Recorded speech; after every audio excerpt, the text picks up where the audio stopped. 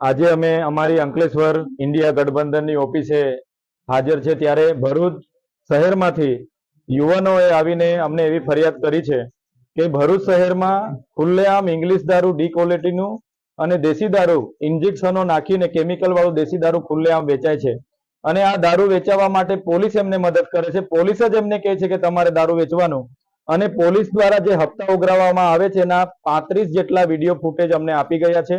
એમાં LCB, SOG અને બી ડિવિઝનના તમામ પોલીસ અધિકારીઓ હજારો લાખોના હપ્તાઓ લેતાના આ વિડીયો ફૂટેજ અમારી પાસે આવ્યા છે. ત્યારે અમે સરકારને કહેવા માંગીએ છીએ, દારૂબંધીના નામે કરોડો રૂપિયાનો ખર્ચો થાય છે. ગાંધીના ગુજરાતમાં મોટા મોટા ફાંકા ફોજદારી કરવામાં આવે છે. તો આ પોલીસની રહેમ નજર હેઠળ આટલી બધી હપ્તાખોરીથી આ જે દારૂના ધંધા ભરૂચ જિલ્લામાં ચાલે છે એના હપ્તા મને લાગે છે કે ઉચ્ચ સ્તરીય પોલીસ અધિકારીઓને તો જતા જ હશે, પણ ભાજપના કમલમ સુધી જતા હશે એવું મને લાગી રહ્યું છે. તો જ આટલા મોટા પ્રમાણમાં ઇંગ્લિશ દારૂ અને દેશી દારૂના ખુલ્લેઆમ ઠેકાઓ ચાલે.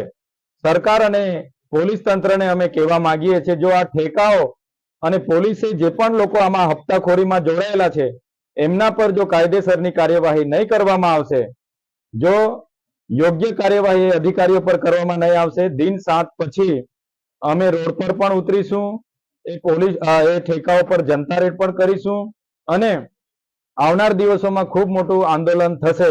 એટલે જ અમે કહીએ છીએ કે ગાંધીના ગુજરાતમાં આ દારૂ બંધી થવી જોઈએ અને જે પણ લોકો આ ઠેકા ચલાવે છે એમના પર, જે પણ લોકોએ હપ્તા લીધા છે એમના પર કાયદેસરની કાર્યવાહી કરવા.